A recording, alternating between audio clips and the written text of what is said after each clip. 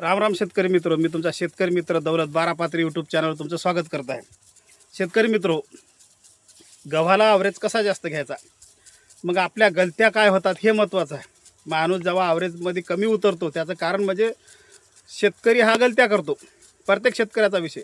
काही शेतकरी समजदार आहे, त्याला माहीत असते ॲव्हरेज उतरण्याचे कारण. कोणताही माल असो, गहू असो, तीळ असो किंवा कोणते कडधान्य असो किंवा सपोज सोयाबीन असो, कापूस असो, काही असो.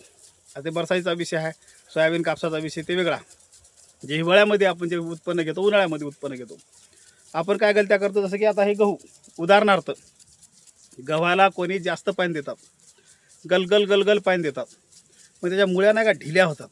जास्त पाणी झालं की त्या मुळ्याला ताण यायला जवळपास माहीत आहे का 4 ते 5 दिवस आरामशीर लागतात. रान लवकर आळत नाही, गलगल झालेलं असते. गलगल झाल्याच्या नंतर कोणी रान पाणी देते. हे बघा, शिफ्ट लावायची स्प्रिंकलरची, फक्त 4 किंवा 5 घंट्याची शिफ्ट द्यायची, जेणेकरून तिथं पाणी गलगल होऊ नये, वाहू नये. वाहिल्यानंतर गलगल झाल्याच्या नंतर मुळ्या ढिल्या होतात. मुळ्या ढिल्या झाल्या की लवकर परिपक्व होत नाही, गहू पिवळा पडतो. जितकं जास्त पाणी झालं तितकं गहू पिवळा पडतो. त्यासाठी त्याला पाणी कमी द्यायचं, ॲव्हरेज चांगला येते आणि बुरशी लागत नाही. गव्हाला बुरशी कधी लागते, जर त्याला सपोज पाणी जास्त झालं तर गव्हाला बुरशी लागण्याची शक्यता राहते.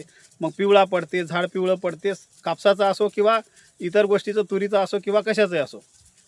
आपण जर पाणी हिसाबशीर दिलं, थाटच राहिली पाहिजे जमीन. जमीन कशी असली पाहिजे, त्याला लागते तेवढं माल पाणी पिऊनच घेते. आपण चालू करतो, त्याला गलगल पाणी देण्याची गरज नाही आहे. पाणी द्यायला लागते हिसाबशीर, पद्धतशीर. पाणी कितीही जमत नाही.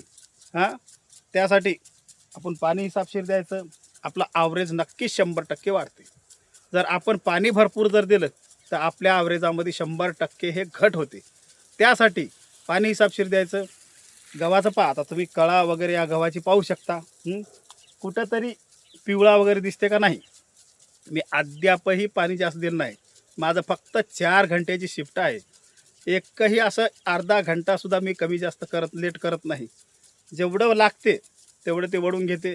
जमीन थाटच ठेवतो मी, जमीन व्यवस्थितशीर ठेवतो. त्यामुळे नाही का बुरशी लागत नाही. गव्हाला लागते तेवढं पाणी वळून घेते. आणि गव्हाची कळा वगैरे तुम्ही पाहू शकता. आता याचे झाडं असे झुडपं झाले आहेत, याला पाणी पद्धतशीर आहे, रानपाणी नाही आहे, तरच मला जवळपास 25चा ॲव्हरेज, आरामशीर 20-25चा ॲव्हरेज कसाही सहजरित्या येते. त्यामुळं गव्हा झालं, इतर कोणतेही तुमचे धान्य असो, त्याला पाणी पद्धतशीर द्या. जास्त गलगल पाणी देऊ नका. गलगल पाण्यामुळं ते मुळ्या ढिल्या झाल्या की लवकर ताणच येत नाही. त्याला ताण आल्याशिवाय नाही जमत. आणि सतत 8-8 दिवसाला पाणी देते, त्यातली जमीन हडकू देत नाहीत. तर त्याला थोडीशी म्हणजे ऊल असं भेगा पडू द्यायच्या, तेव्हा पाणी द्यायचं. जर लगेच वल्ल्यावर वलं ठेवलं ना तर बुरशी लागण्याचे चान्सेस भरपूर आहेत.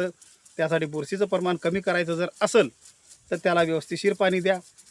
त्याचं बुरशीचं प्रमाण तुमच्या जमिनीतलं ऑटोमॅटिक कमी होते. तुम्हाला बुरशीनाशक वगैरे मारायची गरज नाही. अन्यथा तुम्हाला 100% बुरशीनाशक मारावं लागते. त्यासाठी कोणताही पीक असो, व्यवस्थितशीर पाणी द्या. त्याचं याला झिंक कमी, आता खत टाकलं बघा, युरियामध्ये झिंक जास्त टाकलं आणि युरिया एका बॅगला 1 पोतं युरिया शिपला. आता व्यवस्थितशीर कलर राहायला पाणी चालू आहे. बघा मित्रो, कमेंटमध्ये नक्की मला सांगा माझा व्हिडिओ कसा वाटला. सबस्क्राईब करा. कमेंटमध्ये मला नक्की सांगा. तुमच्याकडे काही माहिती असेल तर तुमच्याकडली माहिती माझ्यापर्यंत पोहोचवा जास्त ॲव्हरेजसाठी. तर माझ्या हिसाबानं तर मी ॲव्हरेज चांगला घेतो, तुम्ही तुमच्या हिसाबातलं मला सांगा. ठीक आहे मित्रो, धन्यवाद, ठेवतो.